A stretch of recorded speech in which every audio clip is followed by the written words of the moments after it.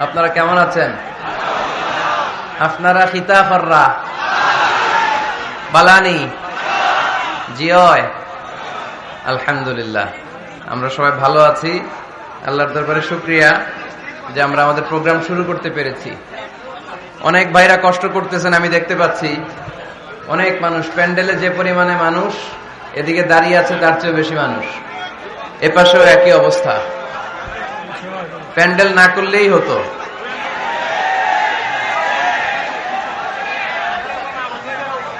বিলে যদি প্রোগ্রাম হয় বিলে, তাহলে ওই স্টেজটা বড় করে আর মজবুত করে করে প্যান্ডেল না করলেও হয়, যেহেতু দিনের বেলা লাইট লাগে না, দেখা যায়।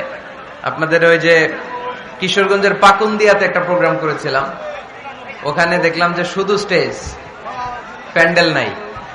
তো ভালোই হয়েছে একদিক থেকে, ওদিকে আর ধাক্কাধাক্কি হয় নাই। হুজুর দেখি না, হুজুর আপনারে শুনি না, এগুলো ওই দিন হয় নাই। বিশাল বিল, যত মানুষ মনে চায় আসেন, বসেন, কথা শুনেন, বসতে না মন চাইলে দাঁড়ায় থাকেন, কোনো অসুবিধা নেই। এই যে মাইকের যে সেটিংটা, শ্রোতারা শুনতেছে, আমি কি বলতেছি আমি শুনতে পাচ্ছি না।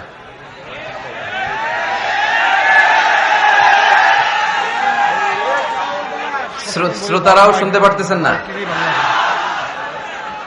সব সময় বলি যে ডিজিটাল সাউন্ড সিস্টেম রাখার জন্য, এটা অনেক জরুরি। তো বুঝে না, সব করে মাইক খারাপ,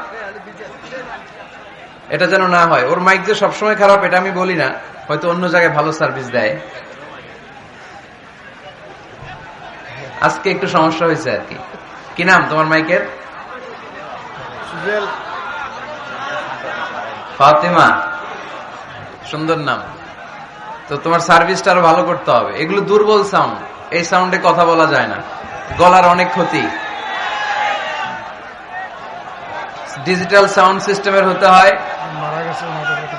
কে মারা গেছে?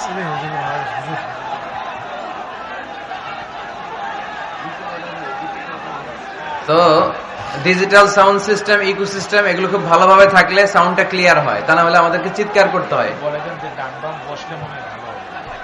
চেয়ারম্যান সাহেব বলছে যে ডানে বায়ে বসে গেলে ভালো হয়। বসা যাবে? একটু যাবে না? বসো বসো, 1 মিনিট সময় দিলাম, বসে যাও। যে যেখানে আছেন বসে যান।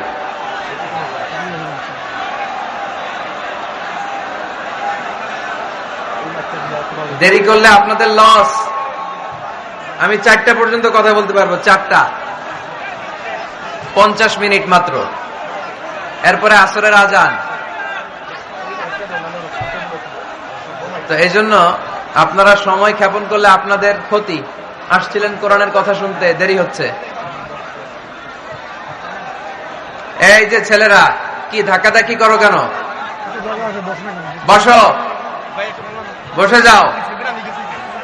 সিলোডি পোলা মাতো খানে মাতিও না, বইলাও।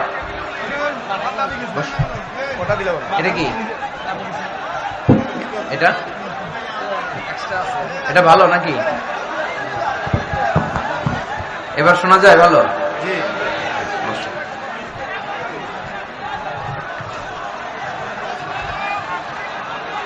এই যে ধাক্কাধাক্কি করা যাবে না।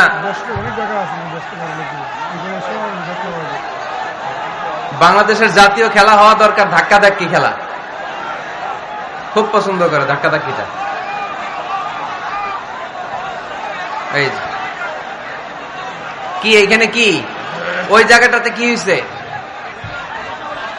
এত বড় মাঠ, এখানে জায়গা নাই তো দূরে যাও। ওই যে দূরে দেখো, অনেকে দাঁড়ায় দাঁড়ায় আমার দেখতেছে। ওই যে দূরে রাস্তার মধ্যে যারা দাঁড়ায় আছে এরা আরো ভালো দেখতে পাচ্ছে, আর এই জায়গার মধ্যে ধাক্কাধাক্কি।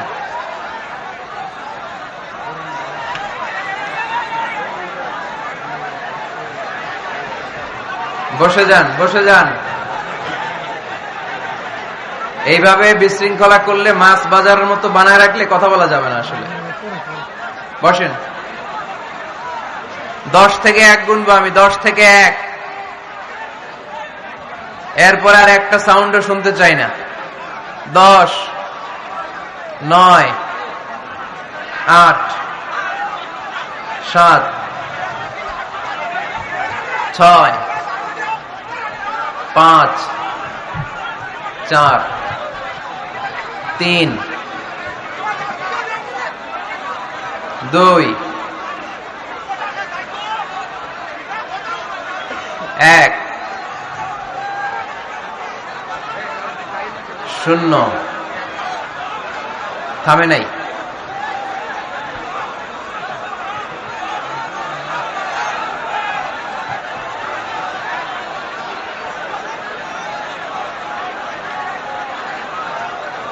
সরকার বাজার সিএনজি শ্রমিক সমিতি কর্তৃক আয়োজিত তৃতীয় বার্ষিক ওয়াজ দোয়ার মাহফিল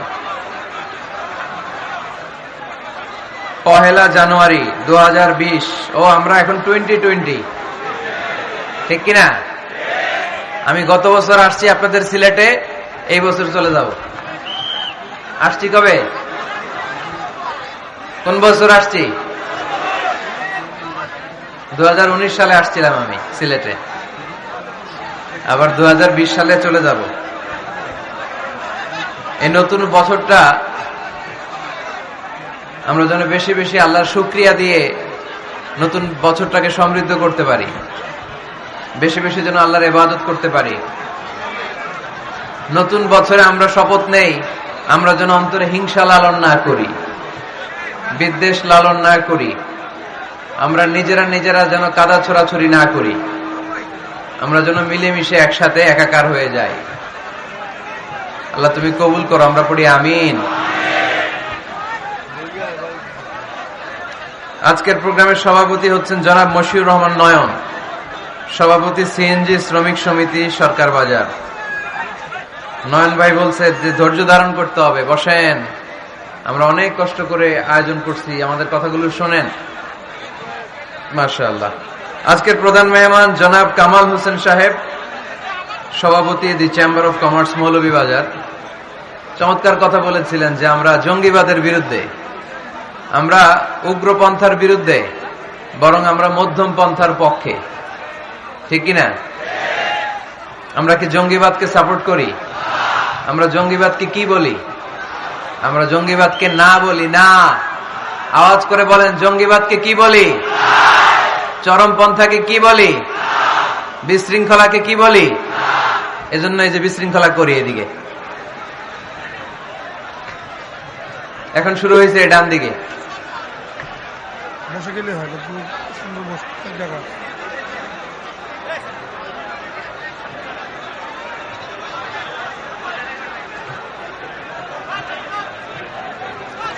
এরকম আওয়াজ চলতে থাকলে আলোচনা করা যাবে না। আমি তো ভাবছি মৌলভীবাজারের মানুষ খুব সুশৃঙ্খল, আজকে তো একটা ব্যাড এক্সপিরিয়েন্স নিয়ে যাব আমি।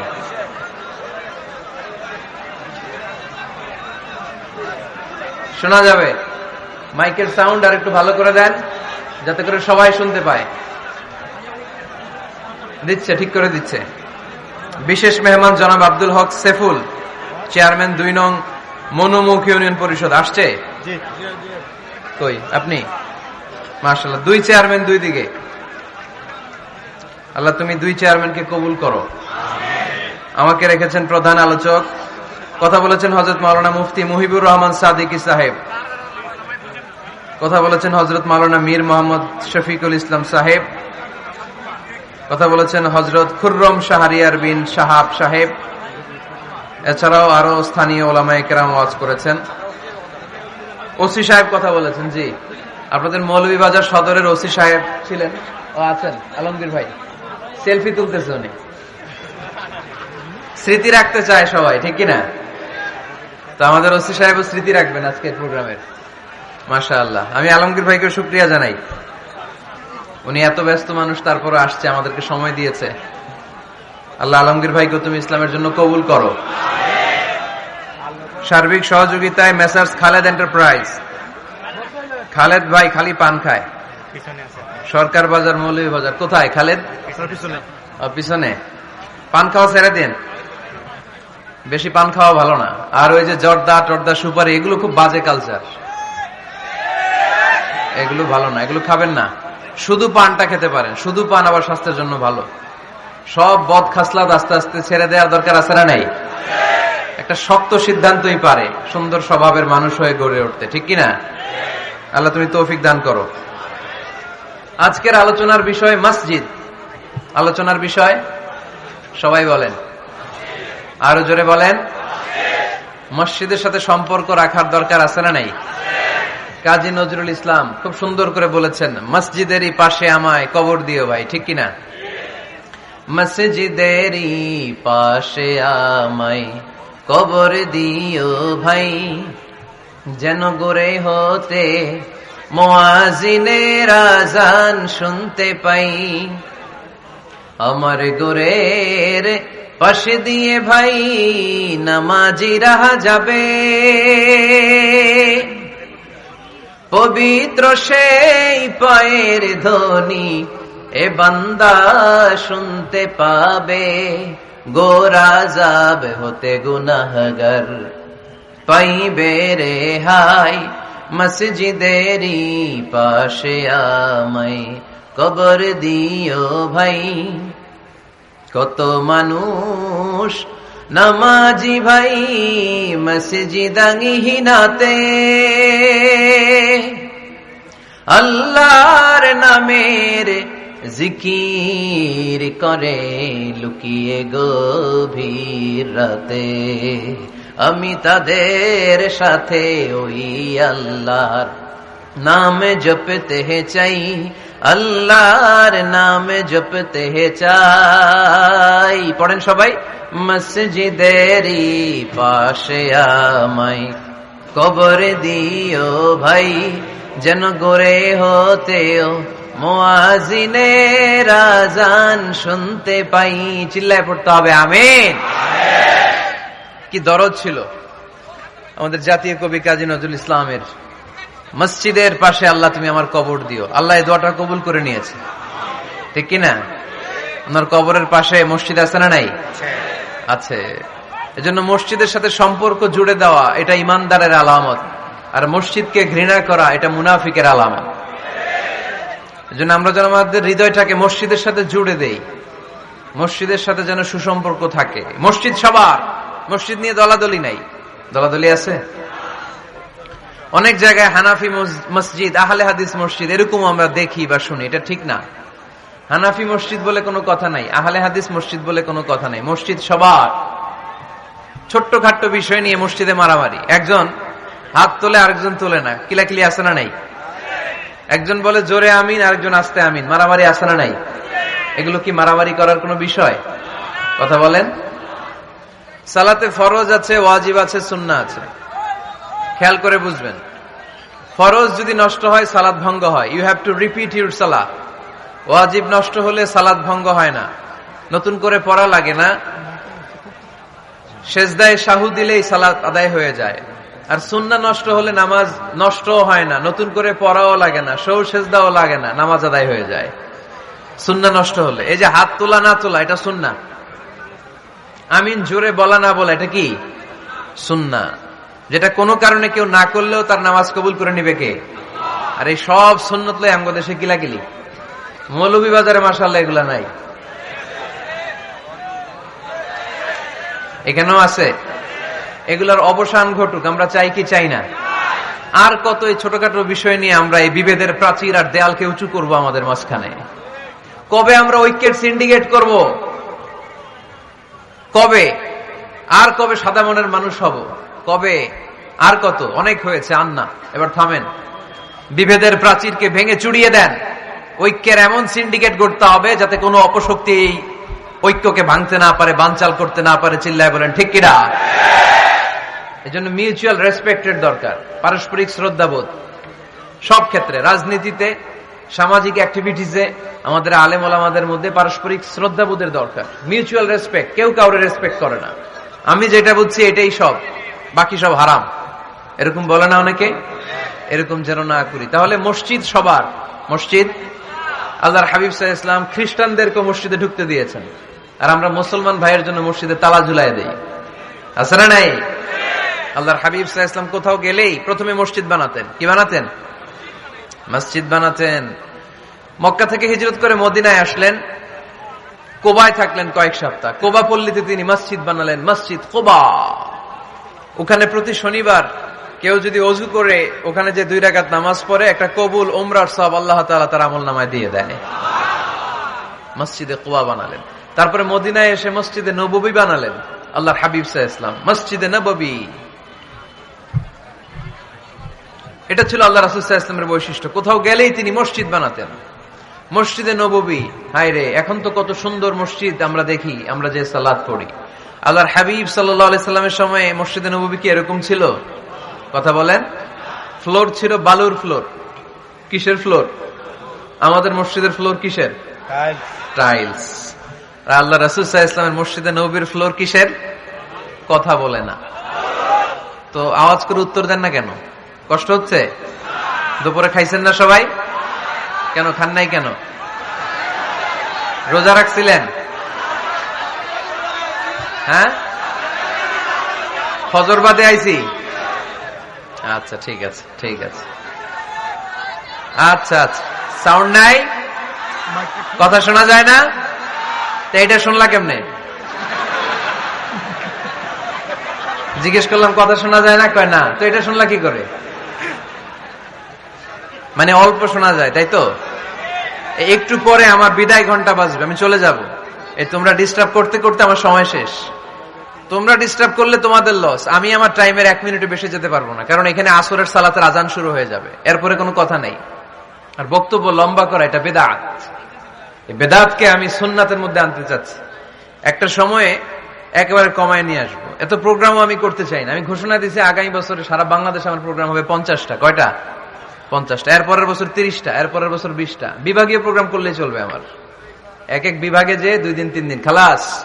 এত দরকার নেই, এত লম্বা চূড়ার বক্তব্যের দরকার নেই। আধা ঘন্টা চুপ করে শুনেন, কয়েকটা মেসেজ ড্রপ করি, take it with you to your home, then practice and apply in the society. নিয়ে যান, আমল করেন, সমাজে কাজে লাগান। সমাজটা আলোকিত করে দিবে কে? খুতাবুকুম তাবিলা সালাওয়াতুকুম কাসীরা। আল্লাহ হাবিব সাল্লাল্লাহু আলাইহি ওয়াসাল্লাম বললেন, কিয়ামতের একটা আলামত, কিয়ামতের আগে তোমাদের বক্তব্য হয়ে যাবে লম্বা, সালাত হয়ে যাবে খাটো। সালাতের পরে তাসবিহ পড়তে চায় না লোকজন, ব্যস্ত, মহা ব্যস্ত, সুপার বিজি। কোত্থেকে আসলে এই ব্যস্ততা? আপনি রবের সাথে মুনাজাত, না যাই ইউনাজি মুনাজাত, আপনার রবের সাথে একাকী নীরবে কথা বলতে মনে চায় না আপনার? এত তাড়াহুড়ো কিসের? ধীর স্থির হন, একটু স্থির হন, একটু মনোদৈহিক প্রশান্তি অর্জনের চেষ্টা করেন। সব সময় ব্যস্ত, ধাক্কাধাক্কি, উচ্ছৃঙ্খলা, এগুলো আমাদেরকে শেষ করে দিয়েছে। এজন্য লম্বা চূড়া বক্তব্য ঠিক না। বক্তব্য শুনতে আমাদের ভালো লাগে, আমল করতে ভালো লাগে না। বক্তব্যটা শেষেই সিগারেট ধরায়, আছে না নাই? মাহফিল শেষেই বিড়ি ধরায়, কয় চমৎকার ওয়াজ করছে হুজুরে। ওয়াজটা সেরকম হয়েছে, অনেক কণ্ঠ সুন্দর হুজুরের। এতদিন ইউটিউবে দেখছি, আজকে সরাসরি দেখাইছি, আছে না নাই? তো কি লাভ হয়েছে? লাভটা হয়েছে কি? এই যে মাহফিল শেষে বিড়িটা ধরাইলেন আর গেলেন, কোনো লাভ হয় নাই। এগুলো থেকে বেরিয়ে আসতে হবে। বছরের পর বছর আমাদেরকে শিখানো হয়েছে একভাবে, কেউ এই পরিবর্তনের আওয়াজ তোলে নাই। আওয়াজ আপনাকে তুলতে হবে। আওয়াজ তোলার জন্য এত মানুষ লাগে না, আপনি একাই যথেষ্ট। আপনি দাঁড়ান না সামনে, দেখবেন আপনার সামনে কেউ টিকে থাকতে পারবে না, ঠিক কিনা? কিন্তু আপনার শক্ত সিদ্ধান্ত লাগবে, পরিবর্তনের জন্য শক্ত মানসিকতা লাগবে, যে আমি পরিবর্তন করতে চাই। We have to change. যুগ জামানা পাল্টে দিতে চাই না অনেকজন। এক মানুষই আনতে পারে জাতির জাগরণ। এক মানুষই বিপদকালে বাঁচায় কাফেলায়, ক্ষুদ্র ডিঙ্গি বাঁচায় জাহাজ অসীম দরিয়ায়। এজন্য আপনার শক্ত সিদ্ধান্ত পারে আপনার মৌলভীবাজারটাকে দেশের শ্রেষ্ঠ জেলা, শ্রেষ্ঠ থানা হিসেবে আল্লাহর কাছে কবুল করতে, ঠিক কিনা? এজন্য লম্বা চূড়া আলোচনা ঠিক না। ছোটখাটো অল্প কয়েকটা মেসেজ নিয়ে যেতে পারলেই that's enough. One of the minor signs before the day of judgment, your Islamic lectures will be very longer. And your salah 5 times a day will be shorter. কিয়ামতের আগে বক্তব্য লম্বা, নামাজ খাটো, তাসবিহ পড়ে না, ব্যস্ত, মহাব্যস্ত। এই মহাব্যস্ততা ছাড়েন, কোরআন সুন্নাহর দিকে ফিরে আসেন। বরকত দিবে কে? বিশ্বনবীর মসজিদে নববীর ফ্লোর বালুর ফ্লোর ছিল, আমাদের ফ্লোর টাইলস। আল্লাহর হাবিব সাল্লাল্লাহু আলাইহি ওয়াসাল্লামের মসজিদে বালি নিচে, এই বালিতেই নামাজ পড়তেন। বৃষ্টি হলে কাদামাটি হয়ে যেত, কাদামাটিতেই সেজদা করতেন। সেজদা করলে কাদার মাটি আল্লাহর হাবিব সাল্লাল্লাহু আলাইহি ওয়াসাল্লামের নাকে আর কপালে লেগে যেত। তিনি সালাম ফিরিয়ে সাহাবাদের দিকে মুখ ফিরিয়ে বসলে দেখতেন প্রতিটা সাহাবীর নাকে আর কপালে কাদার মাটি মিশে আছে। তার মানে প্রিয় নবী সাল্লাল্লাহু আলাইহি ইসলামের মসজিদে নববী ছিল কাঁচা, কিন্তু মুসল্লি ছিল পাকা। আমাদের মসজিদগুলা হয়েছে পাকা, কিন্তু মুসল্লি কাঁচা, ঠিক কিনা? ফজরের সালাতে মানুষ নাই। ইমাম সাহেব আছেন কে কে এলাকায়? দেখি ইমাম, মসজিদের ইমাম। মাশাআল্লাহ। আপনাদের এখানে মসজিদে ফজরের নামাজে কয় কাতার হয়? 5 জন 6 জন? কেনে এত কম? কেনে? হ্যাঁ, আসে না, আসতে চায় না লোকজন। তো এই যে 5-6 জন ফজরের সালাতে, কল্পনা করতে পারেন ফজরের সালাতে এত কম লোক? ফাতেমা মাইক।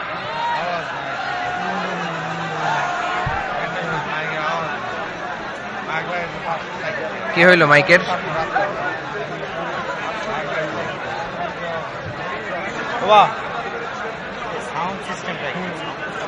সবসময় বলি যে সাউন্ড সিস্টেম ঠিক রাখবেন, বাকি প্যান্ডেলের দরকার ওইটাই বলছি আমি ওইটাই বলছি সাউন্ড সিস্টেমের কথা। কি সমস্যা হইল? সরকার বাজারের সিস্টেম না,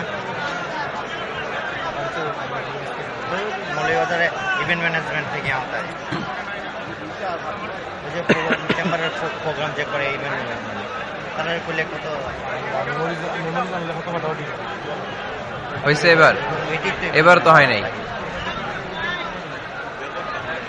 মাইক ঠিক করেন, মাইক ঠিক করেন। দেখেন দেখেন কি হয়েছে, দেখেন লাইন ছিঁড়ে গেছে। আসছে আস্তে আস্তে। আলহামদুলিল্লাহ পড়েন সবাই, আরো জোরে পড়তে হবে আলহামদুলিল্লাহ। ফজরের জামাতে লোক যায় না, এটা একটা মহামারী। যেদিন ফজরের জামাতের দৃশ্য আর জুমার নামাজের দৃশ্য একরকম হয়ে যাবে, ওই দিনই বাংলাদেশে ইসলাম কায়েম হয়ে যাবে। এখন স্লোগান তুলে বিপ্লব বিপ্লব, ইসলামে বিপ্লব। আর ফজরের সময় আমি কম্বলের ভিতরে, আছে না নাই? কোনো বিপ্লব হবে না। ফজরের নামাজ জামাতে পড়ুন, সকালটারে বরকতময় করে দিবে কে? আল্লাহর হাবিব সাল্লাল্লাহু আলাইহি ওয়াসাল্লামের মসজিদ ছিল সবার জন্য উন্মুক্ত, এখানে সবাই আসতে পারত। এজন্য মসজিদ হবে সবার। আমরা মসজিদের আবাদকারী হতে চাই।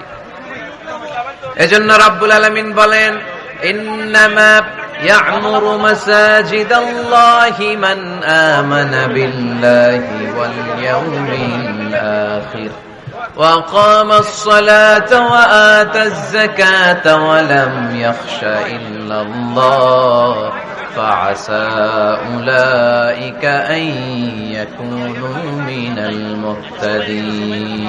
سبحان الله পড়েন। রব্বুল আলামিন বললেন মসজিদের আবাদকারী হবে তারা যারা আল্লাহর প্রতি ঈমান আনে, আখিরাতের প্রতি ঈমান আনে, যারা সালাত কায়েম করে, যারা যাকাত আদায় করে, যারা দুনিয়ার কাউকে ভয় পায় না, ভয় পায় একজনকে। চিল্লায় বলেন তিনি কে?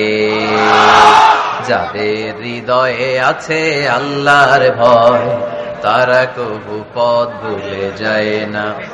আল্লাহর প্রেম ছাড়া এই দুনিয়া কারো কাছে কোনো কিছু চায় না, ঠিক কিনা?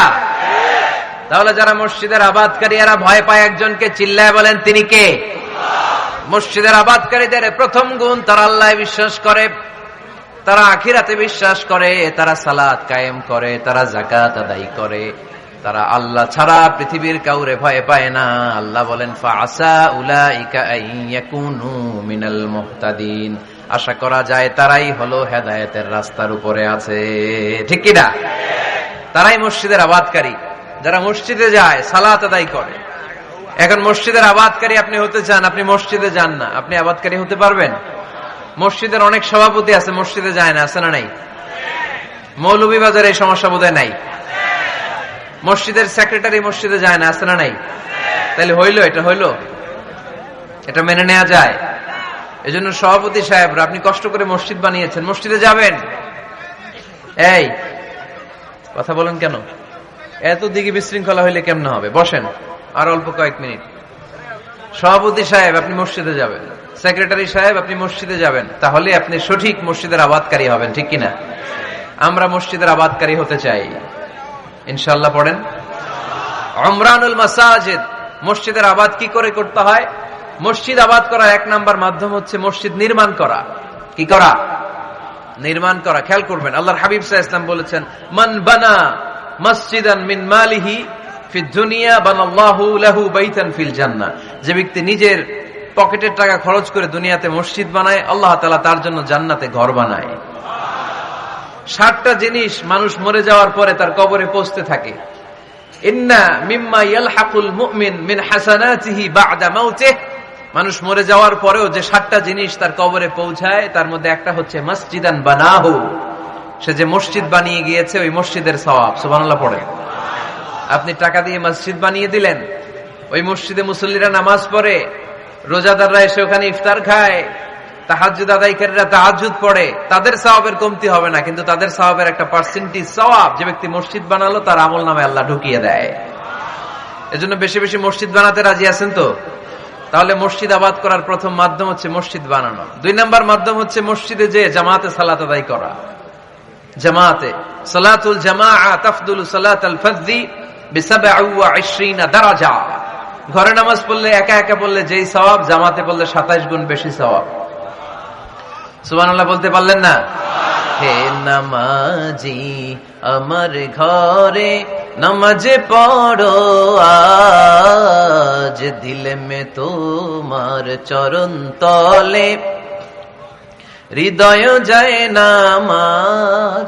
হে নামাজি আমার ঘরে নামাজ পড়ো আজ, দিল মে তোমার চরণ তলে হৃদয় যায় নামাজ। পড়েন আল্লাহু আকবার। কি সুন্দর লিখেছেন কাজী নজরুল ইসলাম। মসজিদ কেমন যেন মসজিদ তার নিজের ভাষায় আল্লাহর কাছে কেঁদে কেঁদে ফরিয়াদ জানায়, আল্লাহ নামাজিরা আমার ঘরে আসে না, কি সুন্দর টাইলস, কি সুন্দর মুসল্লা, কি সুন্দর এয়ার কন্ডিশন, সব আছে কিন্তু মুসল্লি নাই, ঠিক কিনা? মসজিদগুলো আল্লাহর কাছে ফরিয়াদ জানায়। এজন্য আমরা যেন মসজিদ মুখী হই। কি মুখী? আওয়াজ করে বলতে হবে, কি মুখী? মসজিদ মুখী। তাহলে মসজিদ আবাদের 1 নাম্বার পদ্ধতি মসজিদ বানানো। 2 নাম্বার মসজিদে বেশি বেশি যে জামাতে সালাত আদায় করা। 3 নাম্বারে মসজিদের সাথে সম্পর্ক জুড়ে দেওয়া, হৃদয়টা যেন সবসময় মসজিদের সাথে লেগে থাকে। আল্লাহর হাবিব সাল্লাল্লাহু আলাইহি ওয়াসাল্লাম বললেন, সাবআতুন ইউযিল্লুহুমুল্লাহু ফি যিল্লিহি ইয়াওমা লা যিল্লা ইল্লা যিল্লু।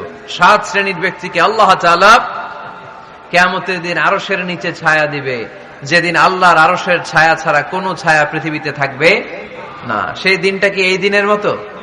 কিয়ামতের দিনটা আজকের এই দিনের মতো হবে? 50,000 বছর হবে। এটা লেন্থ, এটা ডিউরেশন। কাআন সাফসাফা লা তারা ফিহা ইওয়াজা ওয়ালা আমতা। লেভেল প্লেইং ফিল্ড, তামার জমিন। একটু কল্পনা করেন তো ওই দিনটা কত ভয়ঙ্কর। বাবা ছেলেরে চিনবে না ওই দিন, ছেলে বাবারে চিনবে না, স্ত্রী স্বামীকে চিনবে না, স্বামী স্ত্রীকে চিনবে না, পীর সাহেব মুরিদ চিনবে না, মুরিদ পীর সাহেবকে চিনবে না, নেতা কর্মীকে চিনবে না, কর্মী নেতাকে চিনবে না।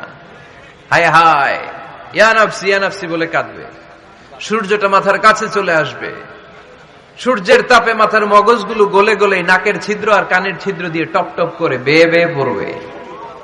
তৃষ্ণায় মানুষগুলো পাগল পাড়া, জিহ্বাটা বের হয়ে নাভি পর্যন্ত ঝুলতে থাকবে। সেদিন সবাই পাগলের মতো ছুটতে থাকবে, কোনো ছায়া নাই আল্লাহর আরশের ছায়া ছাড়া। আল্লাহর হাবিব বললেন 7 শ্রেণীর ব্যক্তিকে আল্লাহ তাআলা আরশের নিচে ছায়া দিবেন। এর মধ্যে 1 শ্রেণীর ব্যক্তি রাজুলুন কলবুহু মুআল্লাকুন বিল মাসাজিদ। ওই ব্যক্তি যার হৃদয়টা সবসময় আল্লাহর মসজিদের সাথে লেগে থাকে। মসজিদের সাথে যার হৃদয় লেগে থাকে তাকে আরশের নিচে ছায়া দিবে কে? এজন্য মসজিদের সাথে যেন আমাদের হৃদয়গুলো লেগে থাকে।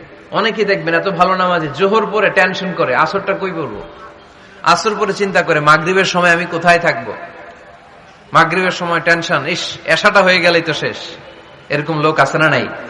এদেরকে সেই কঠিন ভয়াবহ দিনে আরশের নিচে ছায়া দিবে কে? তারপরে মসজিদ আমাদের 4 নাম্বার পদ্ধতি মসজিদকে পরিচ্ছন্ন রাখা, মসজিদকে ঝাড়ু দেয়া। মসজিদকে যারা পরিষ্কার করে তাদের হৃদয়ের যন্ত্রণা দূর করে দেয় কে?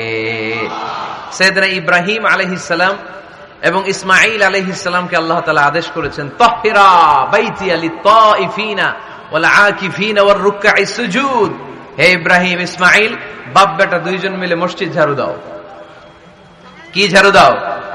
মসজিদেরি ঝাড়ু বড়দার ও কামারে হাত শোনো আমারে মুনাজাত পড়েন শোনো শোনো ইয়া ইলাহি আমারে মুনাজাত শোনো আমারে মুনাজাত পড়েন আমিন। মসজিদ ঝাড়ু দেওয়া মসজিদ আবাদের অন্তর্ভুক্ত। আপনারা কেউ কোনোদিন মসজিদ ঝাড়ু দিয়েছেন নাকি? কে কে দিয়েছেন দেখি? সবাই সবাই মসজিদের খাদেম? মাশাআল্লাহ। আমিও দিছি মসজিদ ঝাড়ু, অনেক দিছি। মাশাআল্লাহ, আল্লাহ তুমি কবুল করো।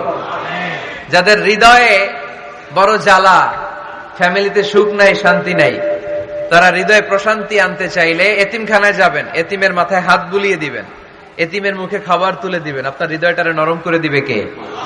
আল্লাহর ঘর মসজিদে যাবেন, নিজ হাতে মসজিদটারে একটু পরিষ্কার করে দিবেন, আপনার জীবনটারে উজালা করে দিবে কে? তাহলে এগুলো করার মাধ্যমে আমরা মসজিদের আবাদ করতে চাই। আমরা মসজিদের আবাদকারী হতে চাই কি চাই না?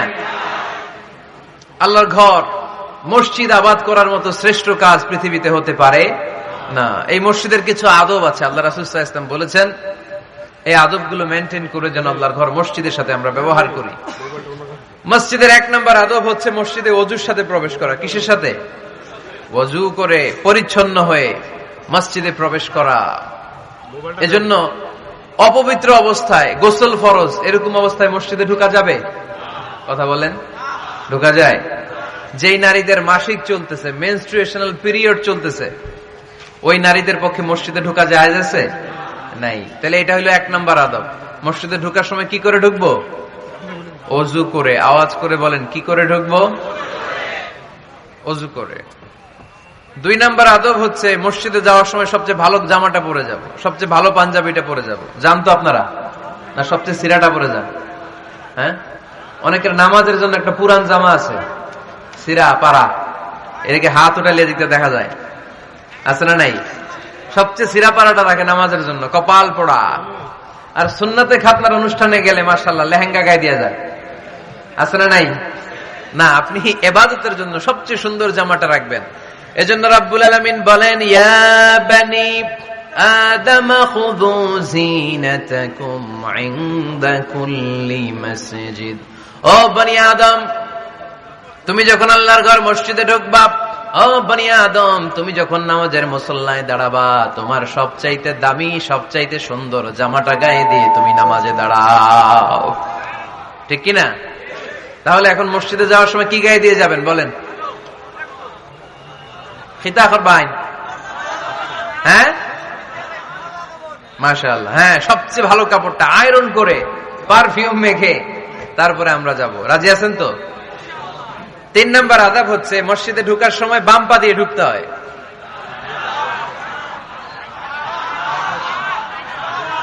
কোন পা? আরো জোরে।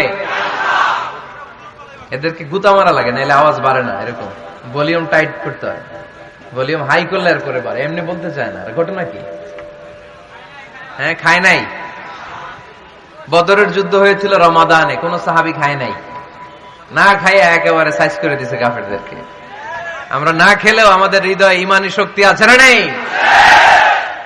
এই তো বোঝা যাচ্ছে ইমানি শক্তি আছে। এতক্ষণ আছিল কই? তো মসজিদে ঢোকার সময় কোন পা দিয়ে? এগুলো মনে থাকে আমাদের? ভুলা যাই আমরা, খেয়াল থাকে না তো এগুলা? এত কিছু মনের মধ্যে রাখলে এগুলো মনে থাকবে কেমনে? মসজিদে ঢোকার সময় কোন পা? আরো জোরে। বেরোয়ার সময় কোন পা? মনে থাকবে? মসজিদে যখন ঢুকবেন ডান পা দিয়ে ঢুকবেন, আর দোয়া পড়বেন, আউযু বিল্লাহিল আযীম ওয়া বিওয়াজহিল কারীম ওয়া সুলতানিহিল কদীম মিনাশ শাইতানির রাজীম। বিষ্ণু সাল্লাল্লাহু আলাইহি ওয়াসাল্লাম বললেন, যে ব্যক্তি মসজিদে ঢোকার সময় এই দোয়াটা পড়বে, শয়তান আফসোস শুরু করে, সে বলে, হায় হায়, আজকের দিনের জন্য, সারা দিনের জন্য তো তুই আমার ওয়াসওয়াসা থেকে বেঁচে গেলি, আজকের সারা দিনের জন্য তোরে আমি হারালাম, আজকের সারাটা দিন আল্লাহর পক্ষ থেকে প্রোটেকশন নিয়ে তুই বেঁচে গেলি, আজকের জন্য যা, কালকে তোরে আমি ধরবো। এজন্য এই দোয়াটা পড়ার দরকার আছে না? আউযু বিল্লাহিল আযীম ওয়া বিওয়াজহিল কারীম ওয়া সুলতানিহিল কদীম মিনাশ শাইতানির রাজীম। 4টা বাক্যের দোয়া। মুখস্থ করতে কষ্ট হলে যে ইউটিউবে চলে যাবে আজকেই, ওখান থেকে শুনে আপনারা মুখস্থ করে নেবেন, এই দোয়াটা পড়বেন, তাহলে ওই দিনের জন্য শয়তানের ওয়াসওয়াসা, টেম্পটেশন, প্রভোকেশন থেকে আপনি আল্লাহ তাআলার প্রোটেকশনে চলে গেলেন। সুবহানাল্লাহ পড়েন। তারপরে আল্লাহর হাবিব বললেন, ঢোকার আগে আমারে সালাম দাও। পড়বেন, আসসালামু আলাইকা আইয়ুহান নাবিয়্যু ওয়া রাহমাতুল্লাহি ওয়া বারাকাত। এই দুইটা জিনিস যখন করে ফেললেন, তখন ডান পা দিয়ে পড়বেন, আল্লাহুম্মা ইফতাহ লি আবওয়াবা রাহমাতিক। সুবহানাল্লাহ পড়েন।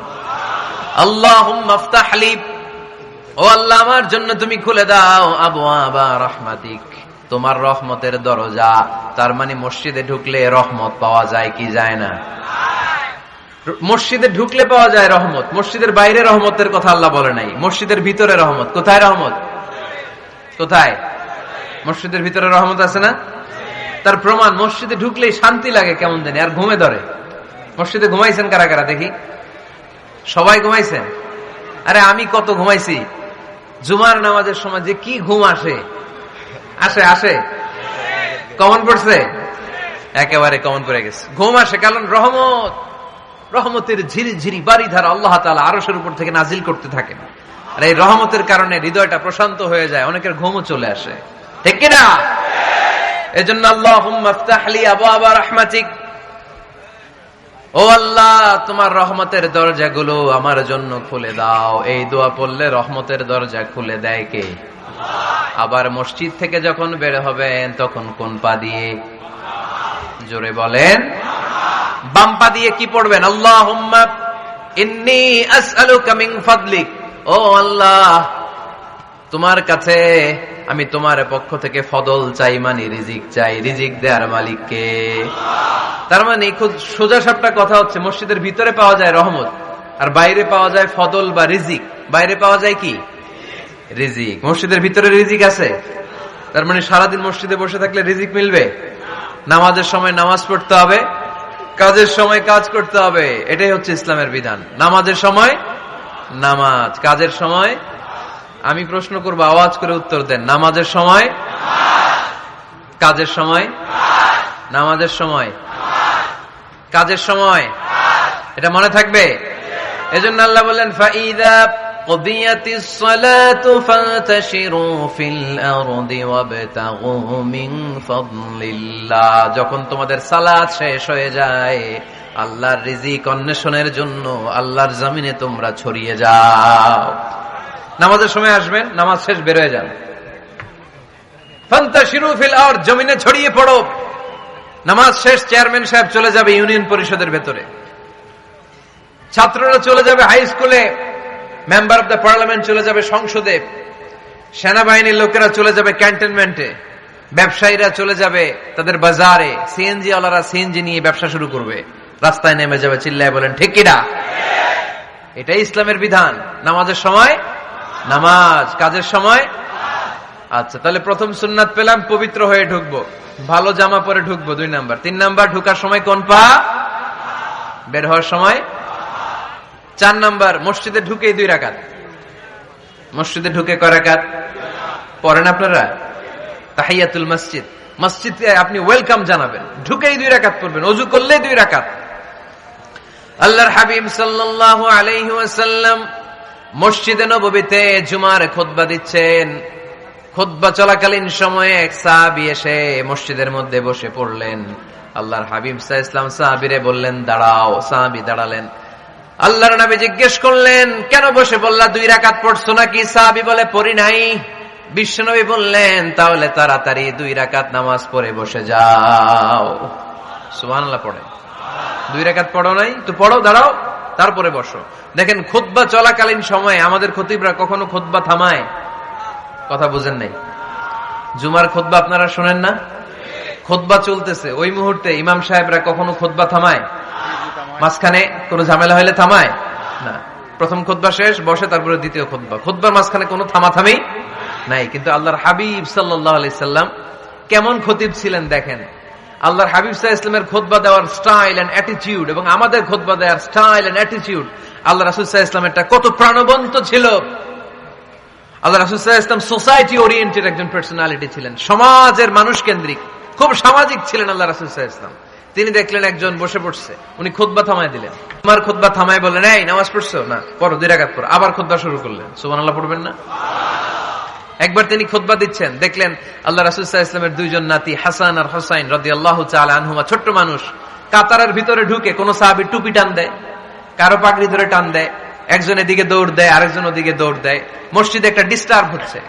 আল্লাহর হাবিব সাল্লাল্লাহু আলাইহি ওয়াসাল্লাম খুতবা থামিয়ে দিলেন, মিম্বার থেকে নেমে আসলেন, 2 নাতিকে 2 হাতে ধরলেন, ধরে আস্তে করে জান্নাতের এই 2 সর্দারকে নিয়ে মিম্বারের উপরে দাঁড়ালেন। এই হাতে এই নাতি, ওই হাতে আরেক নাতি। এরপর দাঁড়িয়ে দাঁড়িয়ে তিনি বাকি খুতবা দিলেন। পড়েন সুবহানাল্লাহ। কত প্রাণবন্ত খুতবা। উনিও খুতবা দিতেন, আমরাও খুতবা দেই।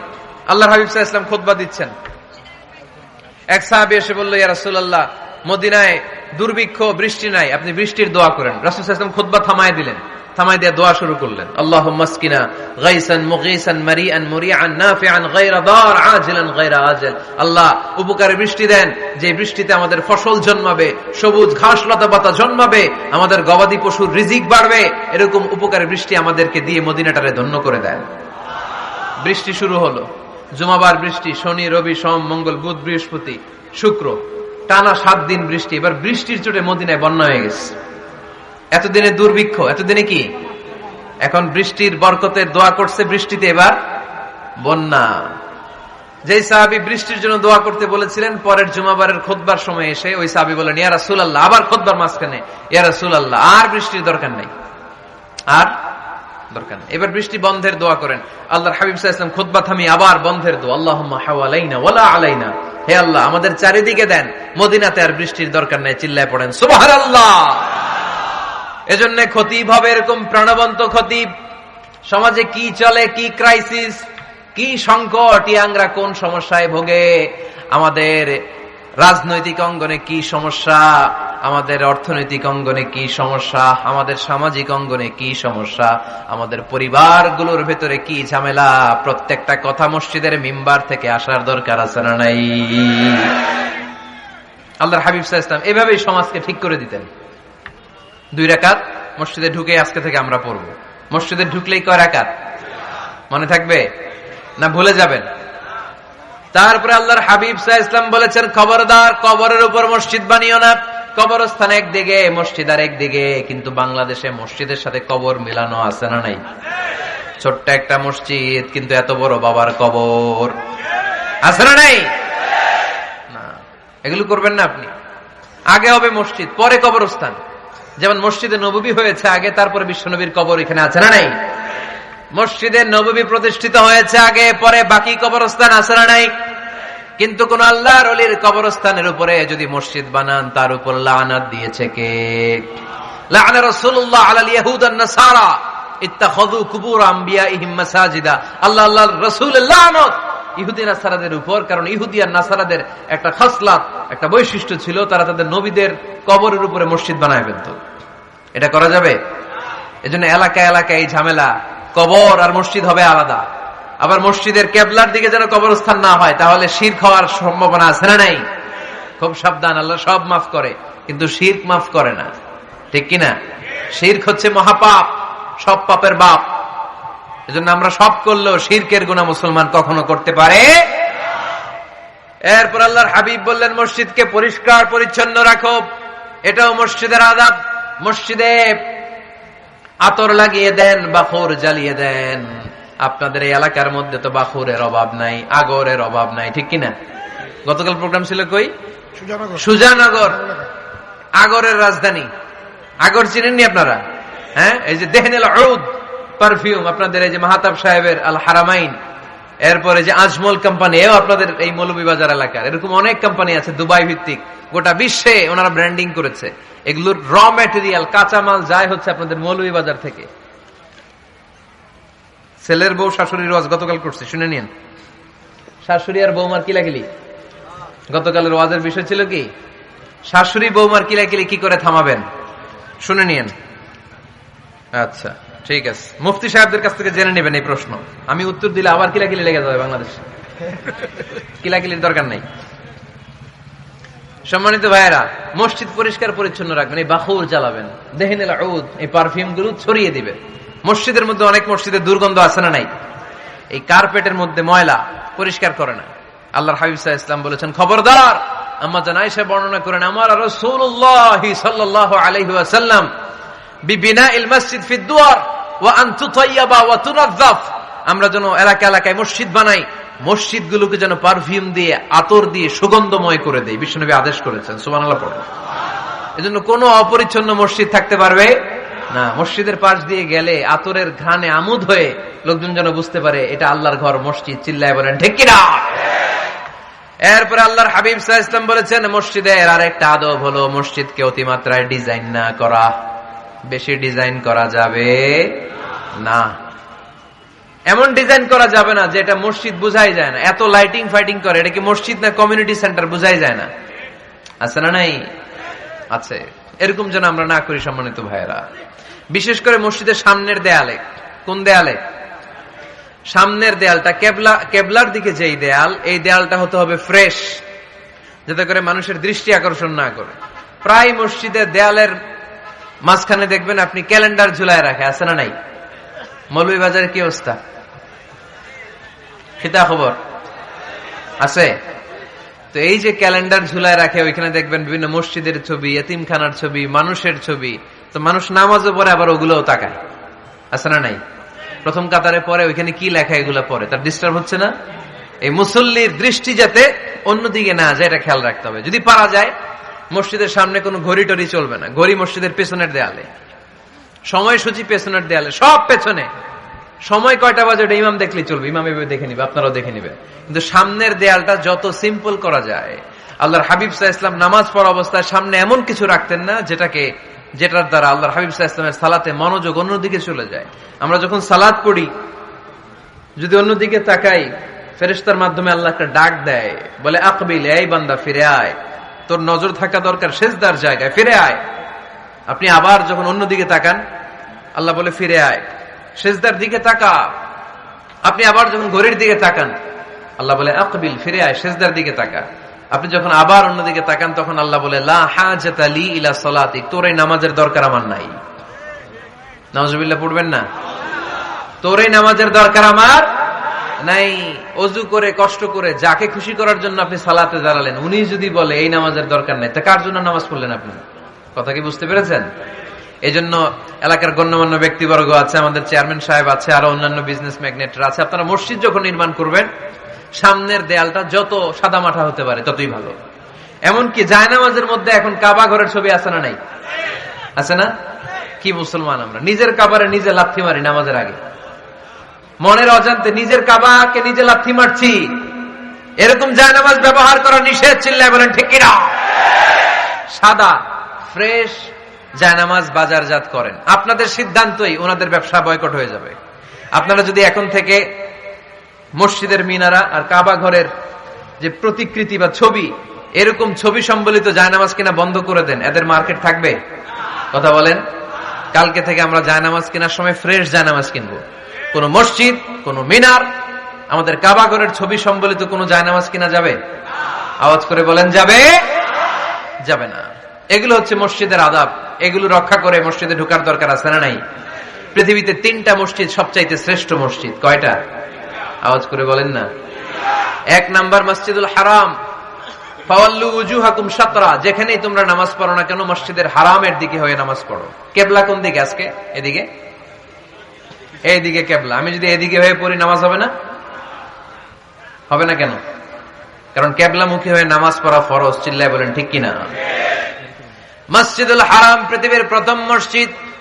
ওখানে একটা ঘর আছে, ঘরটার নাম হলো কাবা। ইন্না আউওয়ালা বাইতিন উদিআ লিন-নাসি লাল্লাযী বিবাক্কাতা মুবারাকা। এই পৃথিবীর প্রথম ঘর, যেই ঘরটা স্থাপিত হয়েছে বাক্কা শহরে। বাক্কা মক্কার আগের নাম, এখন শহরের নাম মক্কা। আগে নাম ছিল কি? সবাই বলেন, কি নাম ছিল? বাক্কা। এটা পৃথিবীর আদি ঘর। সব নবীদের পরশধন্য পদধূলিতে এই জায়গাটা বরকতময় হয়েছে। এটা এমন ঘর, যেই ঘরের চারদিকে 1 রাকাত নামাজ পড়লে 1 লক্ষ রাকাতের সওয়াব পাওয়া যায়। হজ উমরা করেছেন কে কে দেখি? হজ উমরা করেছেন আপনারা না? মাশাআল্লাহ। আমরা যারা করতে পারি নাই, আল্লাহ তাদেরকেও তৌফিক দাও। আমরা যেন এই কাবা ঘরে যে প্রাণ ভরে সালাত আদায় করতে পারি, আল্লাহ তৌফিক দান করো। আমরা যেন মসজিদে নববীতে যে প্রাণ ভরে সালাত পড়তে পারি, তৌফিক দান করো। আল্লাহর হাবিব সাল্লাল্লাহু আলাইহি ইসলামের কবরের সামনে দাঁড়িয়ে যেন আমরা প্রাণ খুলে মন প্রাণ উজাড় করে বিশ্বনবী সাল্লাল্লাহু আলাইহি ইসলামকে সালাম দিতে পারি, আল্লাহ তৌফিক দান করো। এই কাবা ঘরকে কেন্দ্র করে প্রতিদিন 100টা রহমত নাজিল হয়। আওয়াজ করে বলেন কয়টা? আল্লাহর হাবিব বললেন প্রতিদিন প্রতিনিয়ত 100টা রহমত নাজিল হতেই থাকে। 60টা রহমত তাদের উপর নাজিল হয় যারা কাবা ঘরের চারদিকে তাওয়াফ করে। 40 লিল মুসাল্লিন, বাকি 40টা নাজিল হয় যারা কাবা ঘরের পাশে নামাজ পড়ে। ওয়া 20 লিন নাযিরিনা ইলাল কাবা, বাকি 20টা রহমত প্রতিনিয়ত নাজিল হয় যারা তাওয়াফ করে না, সালাত আদায় করে না, শুধু কাবার গিলাফের দিকে তাকিয়ে থাকে। কাবার দিকে তাকায় থাকলেই সওয়াব। সুবহানাল্লাহ পড়েন। এক রাকাতে কয় লক্ষ রাকাতের সওয়াব।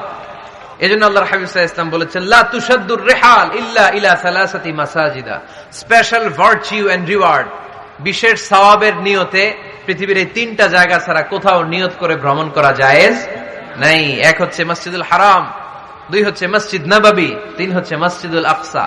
এই 3টা মসজিদ ছাড়া পৃথিবীর কোন মসজিদে নিয়ত করে সফর করা যাবে না, বিশেষ নিয়তে সফর করা যাবে না। যে আমি যদি এই মৌলভীবাজারের জামে মসজিদে যাই বেশি সওয়াব পাওয়া যাবে, এই নিয়তে সফর করা যাবে না। বেশি সওয়াব শুধু এই 3 মসজিদে। মসজিদুল হারামে 1 রাকাতে কত রাকাতের সওয়াব? কথা কয় না, বুঝে নাই বোধহয়। কয় লক্ষ? আর মসজিদে নববীতে 1 রাকাতে 1000 রাকাতের সওয়াব। আরেক বর্ণনায় আছে 50,000, বর্ণনাটা দুর্বল। সহিহ বর্ণনায় এসেছে 1 রাকাতে 1000 রাকাতের সওয়াব। মসজিদুল আকসায় সালাত করলে 1 রাকাতে, এক বর্ণনায় এসেছে 250 রাকাতের সওয়াব, আরেক বর্ণনায় এসেছে 500 রাকাতের সওয়াব। এই 3টা মসজিদ ছাড়া পৃথিবীর অন্য কোন মসজিদে যে নামাজ পড়লে বেশি সওয়াব হবে, এই নিয়তে সফর করা যাবে? চিল্লায় বলেন যাবে। তবে মসজিদটা দর্শন করার জন্য যেতে পারবেন। মসজিদটা দেখতে কেমন, এটার ক্যালিওগ্রাফিক্যাল ডিজাইন কেমন, এটার আর্কিটেকচারাল ডিজাইন কেমন, এটার দৃষ্টিনন্দন সৌন্দর্য কেমন, মসজিদটা দেখতে কেমন, দেখতে যেতে পারবেন। কিন্তু বিশেষ সওয়াব রিওয়ার্ড এই 3টা মসজিদ ছাড়া অন্য কোন মসজিদের জন্য হবে না। এই মসজিদ হচ্ছে আমাদের সামাজিক ঐক্যের কেন্দ্রবিন্দু, এটা হচ্ছে আমাদের কমিউনিটি সেন্টার। আমরা শুধু নামাজের জন্য মসজিদকে ইউজ করি, এছাড়া আরো অনেক ইউসেজ আছে মসজিদের। খেয়াল রাখবেন, আমাদের মুসলমানদের মসজিদ হিন্দুদের মন্দিরের মতো নয়। কোথায় আজান হইছে? শেষ করে দিব না? সুবহানাকাল্লাহুম্মা বিহামদিকা আশহাদু আল্লা ইলাহা ইল্লা আনতা আস্তাগফিরুকা ওয়া আতুবু ইলাইক। আল্লাহ আমাদের সবাইকে কথাগুলো বুঝার আমন্ত্রণ করুন।